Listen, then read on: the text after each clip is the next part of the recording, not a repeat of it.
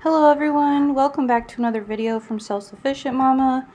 I just wanted to share with everyone some very disturbing news on ivermectin and its denial of access that's going on around the world.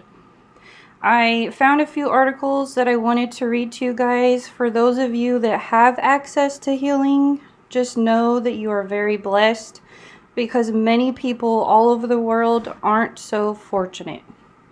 Here's my first article that I found to be very disturbing. It was published on April 20th. This is an article from Namibia. The article states, the Namibian Medicines Regulatory Council has directed pharmacists and doctors countrywide to stop producing, dispensing, or prescribing ivermectin as treated for COVID-19. Ivermectin is an active medical ingredient for the treatment of parasite infestations in animals, but is used in humans in some countries.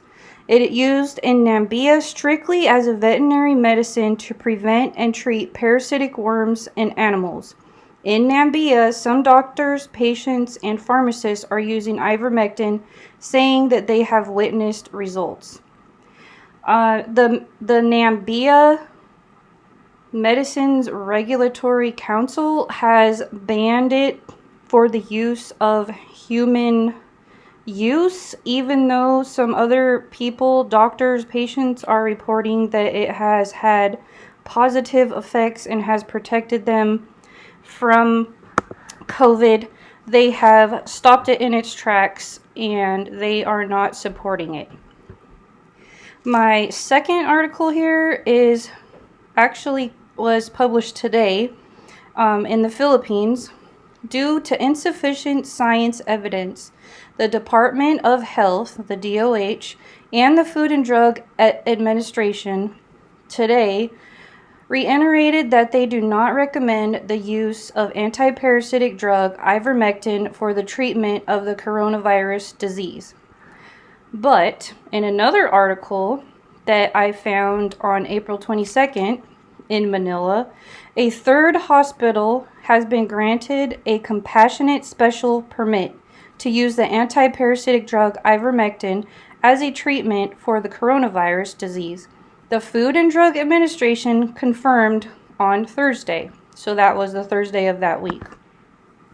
During the hearing of the House Committee of Good Government and Public Accountability, FDA Director General Eric Domingo said the unnamed healthy facility received a permit allowing the use of mainly veterinary drug to treat their COVID-19 patients on Wednesday. So they said that a few weeks ago, and then today they're saying the FDA says that it is not approved and that they can't use it. So how confusing is that? February 3rd in New York. The use of ivermectin spreads in New York State, now embraced by substantial skilled nursing facilities. That was the headline. Physicians in New York State are using ivermectin as a treatment for COVID-19 patients.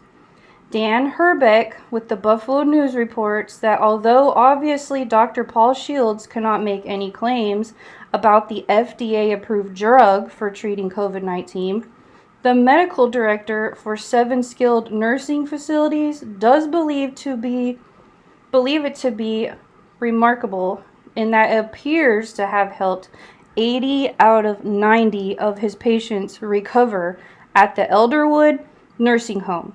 I'll say that again. 80 of his 90 patients recovered at this nursing home for COVID-19 patients in Amherst. So today, that was February 3rd. Today, the headlines, New York courts order hospitals to use COVID cure ivermectin against FDA's misleading advice. The battle against suppression of ivermectin, probably the most effective treatment for SARS-CoV-2 or any variant of coronavirus, has stepped up in New York State, with at least 3 families winning court actions to force hospitals to administer the drugs to loved ones suffering from infections. The recoveries have been remarkable.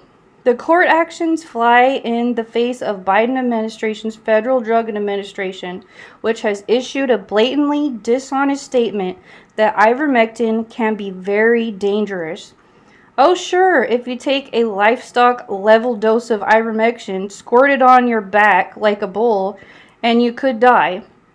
But the drug has been given to humans for over 33 years in billions of doses and has awarded a Nobel Prize for annihilating parasitic illnesses. Big tech companies, Facebook and YouTube, and mainstream media are also actively and criminally suppressing videos and other information on the treatment shown to be literally life-saving medical intervention.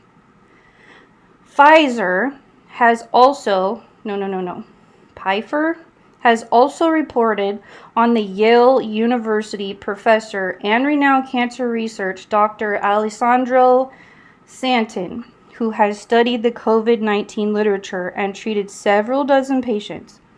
The practicing oncologist and scientist who runs a large laboratory at Yale believes firmly that ivermectin could vastly cut suffering from COVID-19.